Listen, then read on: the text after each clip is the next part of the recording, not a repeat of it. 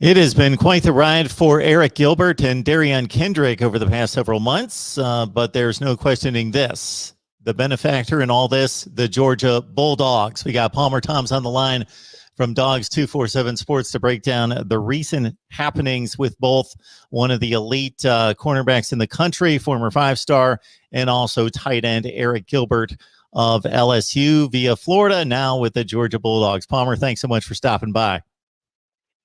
Yeah, Mark, we knew this was going to be a chaotic month of June, and it's June 1st, so let the chaos begin. I don't think that we necessarily knew that it was going to be, from the transfer portal, but, that's the world that we're living in, and it feels like it was just around this time last year that me and you were talking about the JT Daniels addition for Georgia. So Georgia has added several big-time players from the transfer portal and two more big ones today.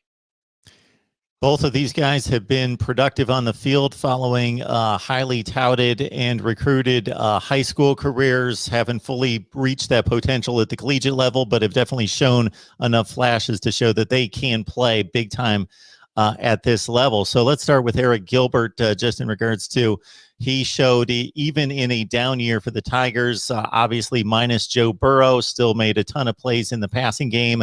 Immediate impact as a freshman five-star. Your thoughts about and for those Florida Gator fans that had him for about 3 weeks and now he moves on to Georgia, of course. Just your thoughts about his fit into the Georgia offense. Yeah, not sure that those Florida fans are going to be too happy about this one, seeing him. Obviously they were happy when they got him from a rival team that they play every year in LSU, and now they're seeing him leave to a team that they're going to play and compete for an East championship with every year. It's a big addition for Georgia. I mean, absolutely massive. 6'5", 250 pounds out of Atlanta. He's a Bulldog State native, Peach State native, and so he's from the area, grew up coming to Georgia games and stuff, and so it's a big addition. And you look at the addition of a pass catcher target like that, 35 receptions, 368 yards, 2 touchdowns in 8 games last year for the Tigers. Georgia is going to be added alongside several other big time tight end prospects, Darnell Washington, Brock Bowers. They've got John Fitzpatrick back as well. You're likely going to see Gilbert playing more of a traditional wide receiver position than a tight end. I think that's kind of the way that you've seen football shift to these days, where you're seeing tight end type players, split out into a wide receiver position.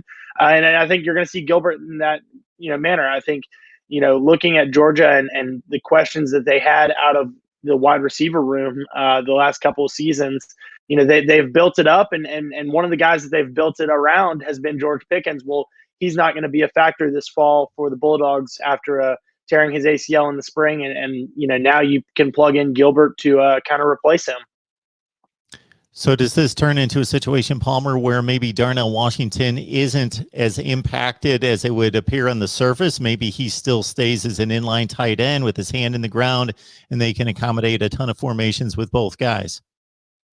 Absolutely. I think you're absolutely going to see, formations with both these guys on the field. And that's going to be something that keeps SEC defensive coordinators up at night, having to worry about 2 former 5-star tight ends. Believe that they were the top 2 tight ends in that class. They were 2 of the top tight ends in that class. And Georgia was now able to bring them both in. They missed on Gilbert out of high school. And actually, now that I'm looking at it, Darnell Washington was listed as an athlete instead of a tight end. But, 2 of the top players at their positions. Gilbert is a guy that Georgia fans really wanted out of high school. A lot of fans thought that they would get him out of high school. He ends up going to LSU for a season, and now he's going to be back in Athens, back in the Peach State, playing for a lot of fans that are going to be really excited to see him. Going back to what you said about seeing Washington and Gilbert on the field, I absolutely do think that you will see Washington, who had a big spring game, had couple receptions on G-Day, and really showed, it's kind of a that he was maturing as a tight end. Didn't have as big of an impact his freshman season as people might have hoped. And I think that's a combination of, Georgia getting used to a new offensive system under offensive coordinator Todd Monken, Washington getting used to a new system, and playing college ball. I absolutely think that you're going to see him continue to progress, as well as Arik Gilbert, and with him arriving. So there's no doubt in my mind that you're going to see formations with these two guys on the field, and that's going to be something that defenses are going to have to worry about. So on the first day after the dead period is over and everybody's thinking college football recruiting, the transfer portal is still humming, and Georgia benefits as much as anybody ever has in the span of 48 hours with Arik Gilbert coming in from LSU. And, of course, we will talk Derion Kendrick. Palmer, we appreciate you stopping by, laying down the information and the insight. Absolutely, Mark. Thanks for having me on. All right. We'll just dive right into Kendrick.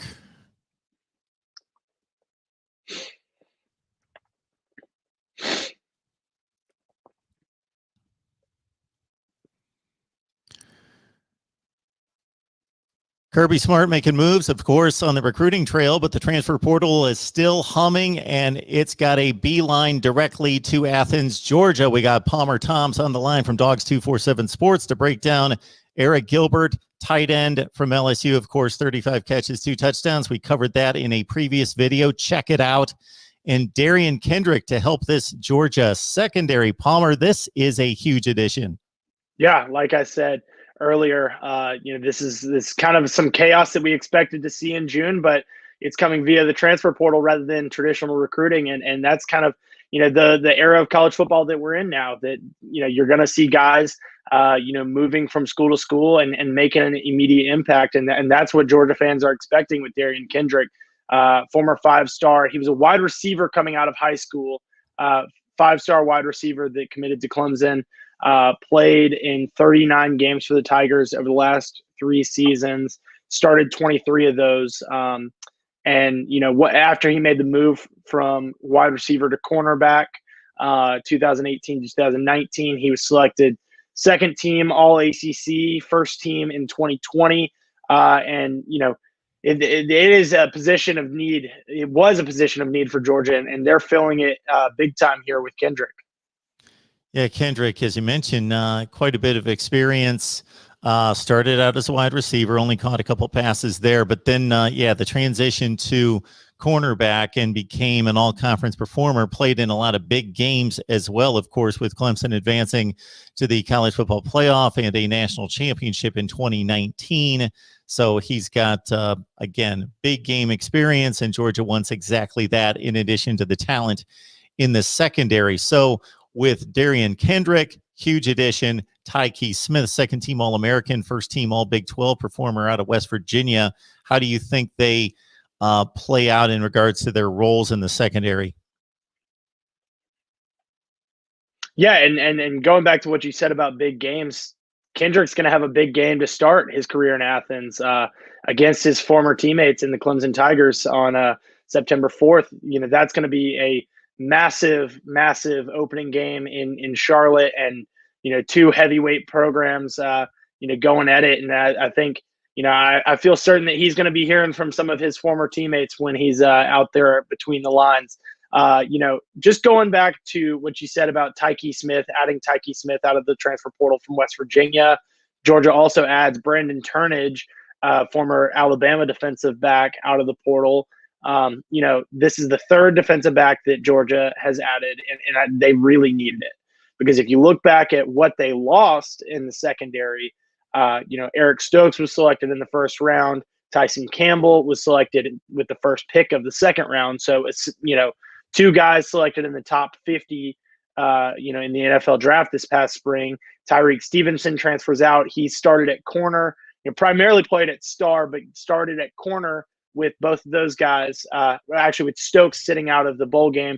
DJ Daniel was in the rotation at corner. He's now gone. Mark Webb was a star. He's now gone. And then that safety account, Georgia loses a lot from its secondary last season, and that was an area of concern headed into this offseason. I think it was expected that Georgia would attack the transfer portal with it, with that need, and they certainly have done so here. It'll be interesting to see because, I've been talking to some people saying, I think Georgia feels confident in what they have at safety. They got a lot of experience without Richard LeCount back there after he went down with an injury on October 31st this past season. They saw what they had in Chris Smith. They obviously have seen a lot of Lewis Seen back there. Those two guys are going to man the safety position. But what's huge about this is that they can have some depth at safety position. They lose Major Burns to the transfer portal. They can now potentially cross-train Taiki Smith there. Brandon Turnage is a guy who can kind of do it all in the secondary. And then you've got some other guys that have some experience, William Poole, Latavius Brinney, two guys that have been around the program for a while that you can cross-train either to play star or safety. I think Smith is probably going to be the guy that mans the star position, which is a really important one in Georgia's defense. Out there most of the time. And when they go to a dime package, you're likely to see Turnage in there as well.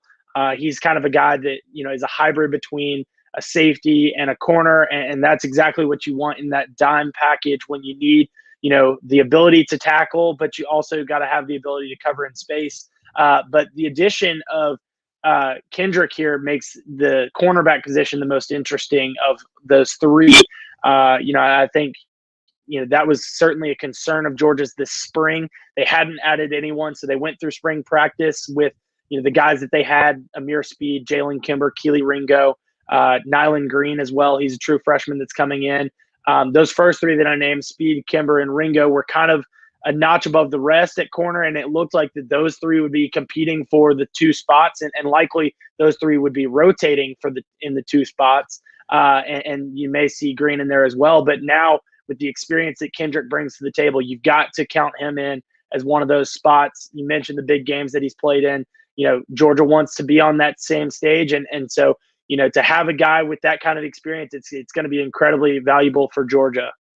And Palmer, just to extend on your earlier point, just when we thought that there could be no other added component to increase the luster of this game, you get that little revenge kind of a teammate playing against his former team component. So we didn't think that would actually vie into this, but here we go with just another reason to check out Clemson and Georgia, and for the competition on the field to be pretty intriguing between those two. And just to clarify something, Derion Kendrick certainly was very upfront about his issues and taking accountability and blame for what he did. Holds no vendettas against Dabo Swinney or Clemson. Said they didn't do anything wrong. I was treated well there. It was all on me. So from that standpoint, stand up recent accountability out of Derion Kendrick. Hopefully his issues are behind him and he can concentrate on his football career, but it's because it's certainly bright. Palmer Toms, Dogs 247 Sports, has a lot going on. Palmer, we always appreciate you stopping by to give us some insight. Happy to be joining you today, and feel certain that I'll be joining you sometime soon with the rest of this month and the craziness that plays out.